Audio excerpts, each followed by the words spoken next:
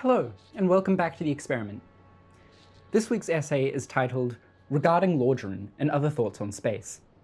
It was written on the 18th of the 3rd, 2023 at 11:33 p.m. As I am wont to do, I am thinking about Dark Souls again. I'm thinking about how the level design of Dark Souls forces you to interact with the space. No other game in the series is as good at forcing you to contend with space as Dark Souls 1 is. Now, disclaimer. When it comes to From Software games, any take is a hot take. Many of my opinions are hot takes. Expect to disagree with my conclusions on things, such as better or worse. I ask that you listen to my reasoning instead. Because I am a freak, my favourite level in Dark Souls 1 is Blighttown. Blighttown teaches a lesson that every subsequent From Software game has failed to teach as effectively. It teaches you how to space your opponents. I was watching a death compilation video of a first-time player's time through Blighttown. She died the way most people die in Blighttown, from gravity. Rarely, however, does anyone simply walk off a ledge, though. Instead, players dodge off of these walkways. This is because of the enemies in the area. Take the ogres, for example. They have long wind-ups with fast releases on their attacks.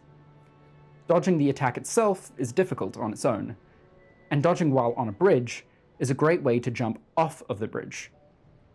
Spacing them, however, walking backwards, waiting for the attack to finish, and then closing the distance, is a great way to kill them.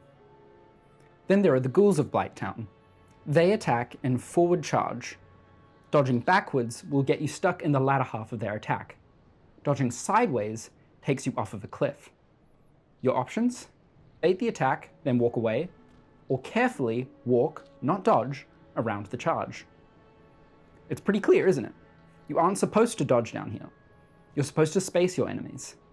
And this is one of the most valuable combat tools in the game. In each subsequent game, stamina management has become less and less important. In the rare occasions that I did run out of stamina, it did in fact suck.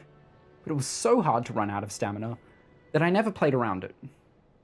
In Dark Souls, however, stamina is in extremely short supply. And that's why spacing is so important.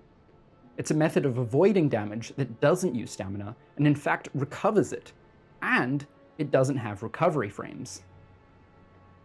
I really think that the later games, not you Dark Souls 2, you're perfect and just as good at it as Dark Souls 1, but the other games lost the tight and deliberate consideration of space in combat. In Elden Ring, bosses leap across the entire arena to deliver their international ballistic greatsword to your exact coordinates. Elden Ring is by no means a bad game, but I do think it is worse at this one thing in particular. And how about the camera as well? A game designer truism is that the player will never look up. Unless an NPC says, "What's up there?" 30 times, no one's looking up there. Except Dark Souls players, of course. Every game From Software makes is great at this. It's really simple, guys. Make the players care about what's upwards with this two-step method. Threaten and attack the player from above, and then put rewards up there. Now the player is always going to check left, right, up, and down each time they enter a room. Dark Souls introduces this as early as the Undead Burg, the first area of the game. It's then reinforced at the Taurus Demon boss fight, with the archers shooting at you from the high ground when you start the fight. Dark Souls goes on to continue to use verticality to make the player actively and comprehensively explore areas. My favourite example of clever level design leading to active and considered camera control is the Duke's Archives. The Channeler enemy type is able to threaten you from afar with magic. Its first introduction in the Undead Burg simply places one above you. In the Duke's Archives, however, channelers are placed up and across from the player, and they are across a large gap that you cannot cross until later. In order to survive, you must use audio cues and careful direction of the camera to keep track of threats ahead of you and above and across from you. It is especially genius when you consider how mostly superfluously designed cameras are in other games. In the vast majority of games, you simply point the camera where you want to go. The right stick is one of the most prominent parts of a controller, and too often it is left mostly neglected. Consider also how moving the camera requires moving your thumb from the dodged button. I could go on for ages about how incredible Dark Souls level design is. Lord, the way the tight corridors make big weapons hard to use, the already talked to death interconnectivity, the world building they manage, the way enemy aggro ranges instill a sense of winning land, as in war, the sheer beauty of their environmental design. FromSoft really are titans in the industry. Hey, guess what? Did you know that I have a Patreon?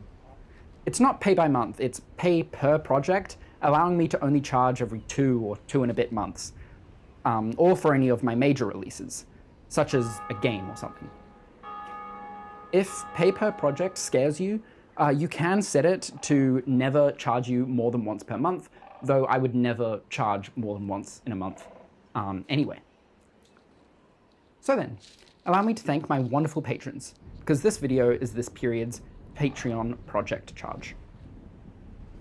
Yona, Sol, Saf the Something, Quinn K, Probe L, Paige, Leslie, Ludens, Callan Cads, Jam, James Wimsat, Nerf Guy, Graham, Cthulhu Sauce, Tricolope, Caesarboo, Lycan, A Sheet of Orange, Boundo, Moss, Vidanim, Lincoln, and EL.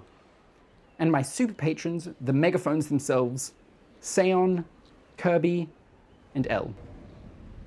A special thank you to L for their exceptionally generous purchase of Threshold. I really can't thank my patrons enough. My Patreon Discord server is one of my favorite places on the internet. I appreciate your support so much.